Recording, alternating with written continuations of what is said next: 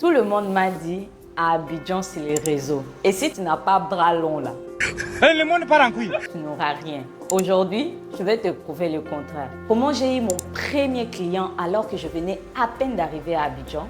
Comment j'ai eu un stage rémunéré dans une grande agence de communication à Abidjan et comment j'ai monté mon business de création de contenu mariage. Tout ça là avec zéro contact. Hello, moi c'est Pladi et sur ma chaîne je te partage mon expérience, mes découvertes en toute authenticité. Et si c'est quelque chose qui peut t'intéresser, n'hésite pas à t'abonner. Et pour ceux qui sont déjà abonnés, je vous remercie de me donner autant de force. Vous êtes incroyables. Déjà pour vous remettre dans le contexte, avant d'arriver à Abidjan, j'étais au Kenya. J'en ai parlé en détail dans une de mes vidéos où j'ai expliqué pourquoi j'ai quitté le Kenya. Donc, si vous voulez avoir plus de détails, je vous invite à regarder cette vidéo. Donc, j'ai passé 2 ans au Kenya avec l'accouchement et tout. Donc, je voulais une reconversion. Je m'étais rendu compte que je ne voulais pas en fait exercer dans la comptabilité parce que j'ai un diplôme en comptabilité que j'ai eu à Kinshasa. Et j'ai testé plusieurs choses, j'ai testé le marketing digital, les designs, mais il y avait quelque chose qui n'allait pas. Et quand mon mari m'a parlé du montage vidéo, en fait, c'était comme une révélation parce que c'est toujours quelque chose que je faisais sans m'en rendre compte que je pouvais en faire une source de revenus. Donc, c'était vraiment une révélation. Je me suis mis dedans, ça coulait comme de l'eau et j'ai découvert une vraie passion. Je remercie mon mari pour ça parce que vraiment, c'était une des meilleures décisions de ma vie. Donc, je me suis formée au Kenya toute seule, en autodidacte, en regardant des vidéos sur YouTube. Et le projet d'Abidjan est arrivé. Je me suis dit, bon, je dois travailler à Abidjan. J'ai préparé mon portfolio, j'ai fait quelques travaux, j'ai lancé une chaîne YouTube où j'ai posté mes travaux et tout ça. Mais avant d'arriver, je commençais à regarder les influenceurs, à regarder comment ça marche à Abidjan, comment est-ce que ça se passe tout simplement. Et en faisant cette prospection, je suis tombée sur la vidéo d'un influenceur qui venait de s'installer à Abidjan, qui avait sa chaîne YouTube et qui cherchait un monteur pour sa chaîne YouTube. Si tu passes par là, je te salue. Je lui écris, je lui dis que j'arrive à Abidjan dans 2 semaines. J'étais motivée et tout. Et c'est là le pouvoir en fait de l'audace. Il faut oser. Quand vous n'avez pas bras long, quand vous n'avez pas un grand réseau, osez. Au pire, on vous dit non. Et le non là, ça ne va rien changer. Parce que moi, même si on me dit, oh cette porte-là, il ne faut pas aller toquer, on ne va même pas t'ouvrir, il ne faut même pas aller essayer. Moi, je vais essayer. Au pire, on ne m'ouvre pas. Et puis, ça fait quoi? Vraiment, quand vous arrivez quelque part et que vous voulez évoluer, vous n'avez pas vraiment un grand réseau et tout, allez vers les gens. Osez. Comme j'ai dit, au pire, on te dit non. Donc déjà en bas de sa vidéo, il y avait plein de commentaires, ça taguait et tout ça. Je me suis dit pourquoi pas moi tout simplement. Donc je lui ai envoyé mon portfolio était prêt, mon CV était prêt, je lui ai écrit et tout ça. Après, j'ai vu que le gars m'avait répondu, il a dit « Ah oui, merci pour ton intérêt et tout, mais j'ai déjà trouvé quelqu'un et tout ça, mais on peut garder contact. » J'ai dit « Bon, ok, au moins moi j'avais essayé. » Donc j'arrive à Abidjan avec l'installation et tout, je passe à autre chose en fait. Je me dis quand je vais m'installer et que je serai plus calme, je vais reprendre mes recherches. Et une semaine passe. J'étais même au marché, en pleine installation et tout. Je reçois un appel. « Allô, c'est Madame Pladi et tout. » Je dis « Oui et tout. Ah, vous m'avez contacté pour le poste de montage vidéo et tout. Est-ce que vous êtes toujours intéressé? » Moi, j'ai dit « What? » Donc, moi, j'étais déjà passée à autre chose. J'ai dit, bon, d'accord, je suis au marché, est-ce que je peux vous rappeler et tout? Mais je n'avais rien de fait. Je venais d'arriver, j'avais 1 million de choses à faire. Je me suis dit, une opportunité pareille, ben, ça ne se refuse pas. Donc, on s'est fixé rendez-vous, on a fait l'entretien, ça s'est hyper bien passé. Et il a dit, j'avais pris quelqu'un, mais il n'est pas sérieux et tout ça. Donc, si on peut travailler ensemble, ça serait cool.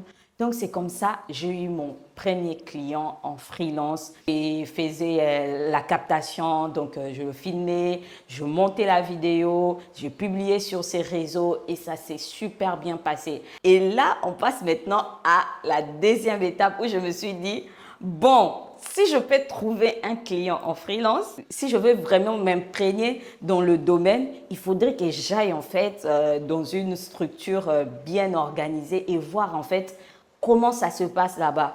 Et vraiment, moi, je pense que quand vous arrivez dans un nouveau pays, pour vraiment comprendre le pays, il faut travailler dans ce pays-là. Pour comprendre vraiment le code, vous voyez, il faut travailler avec les locaux. Ça, c'est très important. Vous allez casser vraiment une barrière, en fait. Je me suis dit, je dois travailler dans une vraie entreprise.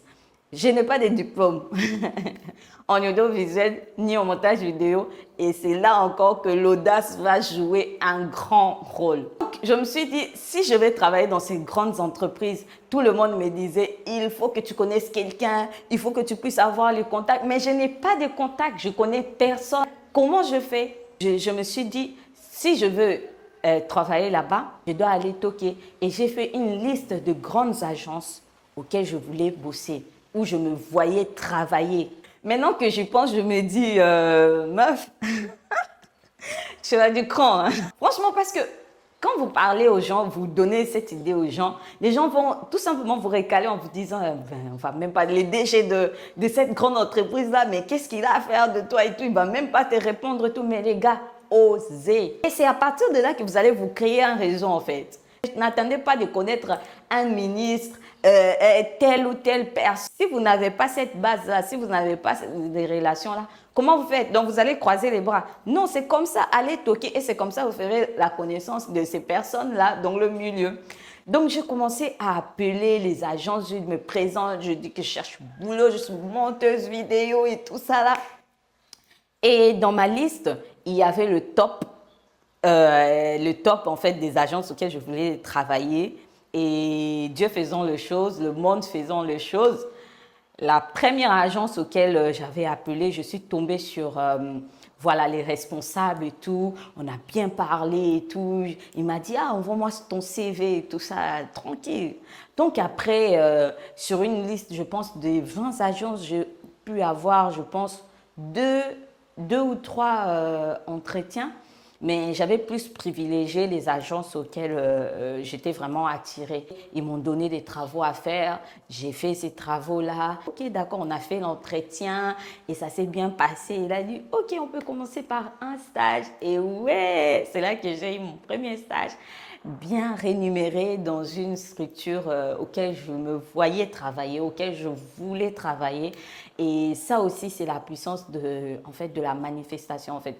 Quand vous voulez quelque chose, quand vous voulez fortement quelque chose, en fait, moi, je pense que l'univers, en fait, l'univers, c'est plie, en fait, à votre volonté. Il faut déjà vouloir quelque chose et vous donner le moyen. Parce que vouloir, ça ne suffit pas aussi. Il faut vous donner le moyen, voilà, pour que cette chose-là puisse arriver. Je suis restée 6 mois, j'ai tellement appris et j'ai compris que c'était vraiment un domaine dans lequel je pouvais rester longtemps, que je pourrais exceller.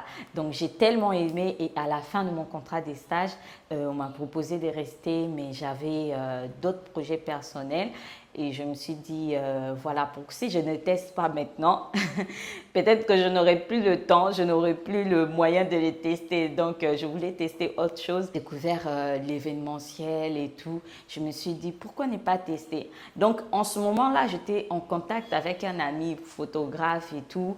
Lui, il était plus dans le mariage et tout. Et un jour, il m'a appelé d'aller faire le backstage de sa prestation dans un mariage. Donc, moi, j'arrive pour faire le backstage et je me retrouve en train de filmer la mariée, de filmer les demoiselles d'honneur, de filmer en fait tout ce qui s'est passé, en fait, la préparation et tout.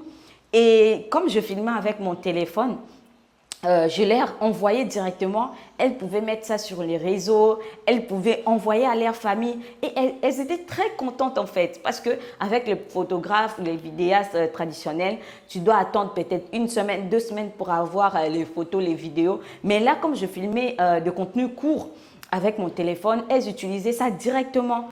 Elles étaient tellement contentes que je me suis dit, mais bon, mais tiens, ça m'a donné une idée en fait. Ça m'a donné une idée. J'ai dit, mais c'est vrai que dans le mariage, tout le monde cherche à ce qu'on leur envoie les photos, les vidéos auxquelles ils peuvent utiliser instantanément. J'ai dit, tiens, c'est qu'il y a un marché en fait. Il y a un marché dans la création de contenu court, mariage. Ça m'a vraiment donné cette idée. Je dis, ben, je peux tester ça. Voilà. Tester, vous ne pourrez jamais savoir. Si vous ne testez pas, là, vous ne pouvez jamais savoir si c'est quelque chose qui peut donner, si c'est quelque chose qui vaut la peine. Donc, quand vous avez le temps, allez-y tester. Voilà. Donc, je me suis dit, bon, je peux proposer ça aux mariés. Je peux leur proposer la création de contenu mariage, leur proposer des contenus auxquels ils pourraient avoir accès rapidement et les partager instantanément. Et voilà. Maintenant que tu as eu l'idée, maintenant, il faut trouver ses clients. Et oui. Ça, c'est un des gros problèmes dans l'entrepreneuriat. Après avoir eu l'idée maintenant, c'est super et tout, il faut trouver ses clients. Donc, je me dis, bon, il y a plusieurs canaux où je peux trouver les clients. Ça, c'est des photographes. Quand ils vont proposer leurs prestations et tout, ils peuvent proposer aussi mes prestations.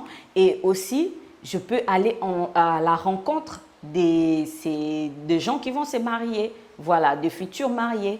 Et où est-ce que je trouve les futurs mariés? Voilà, c'est là que j'ai eu l'idée. Je me suis dit, les futurs mariés, ils vont tout le temps à la mairie, en fait, pour remplir les documents, faire la paperasse et tout.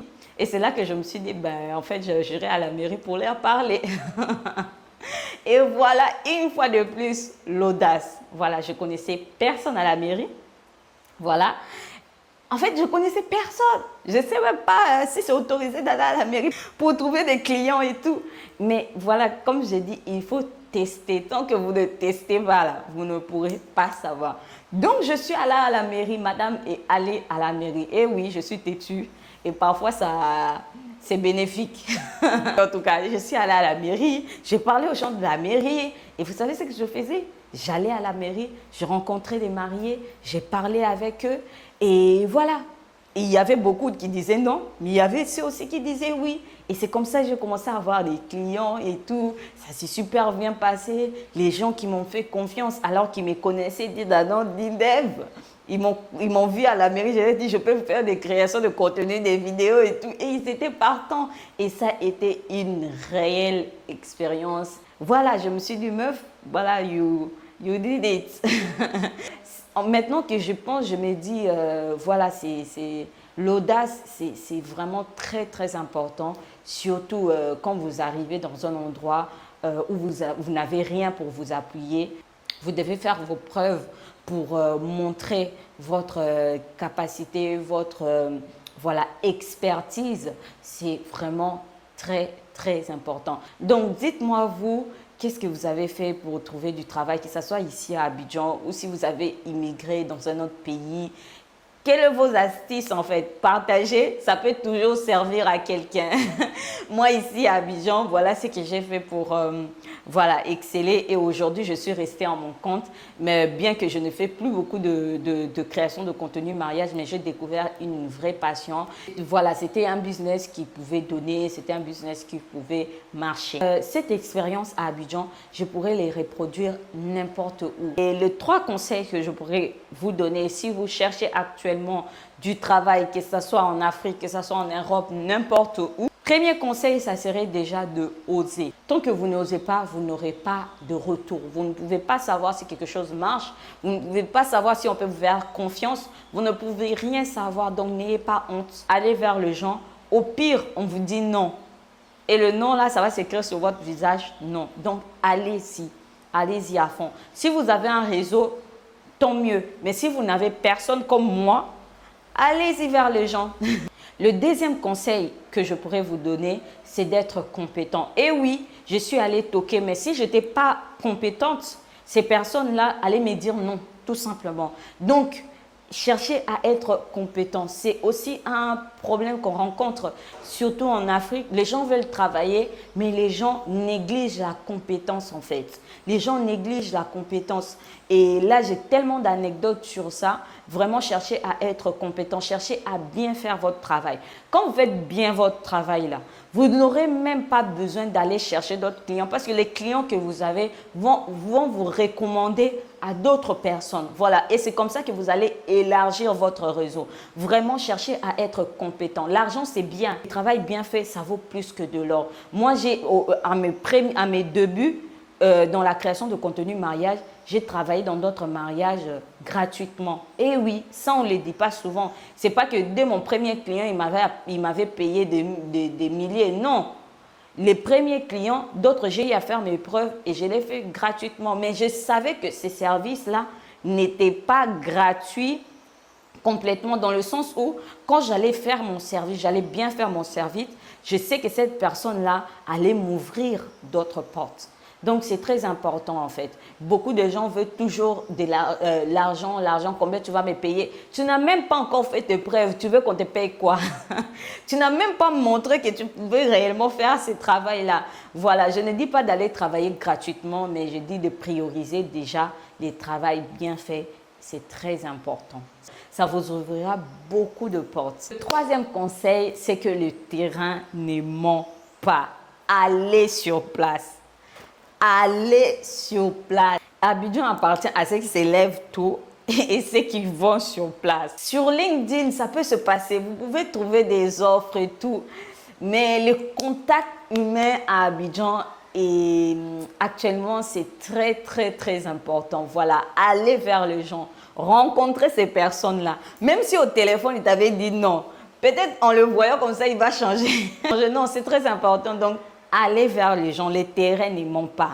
Allez sur place et voyez comment les choses se passent en fait.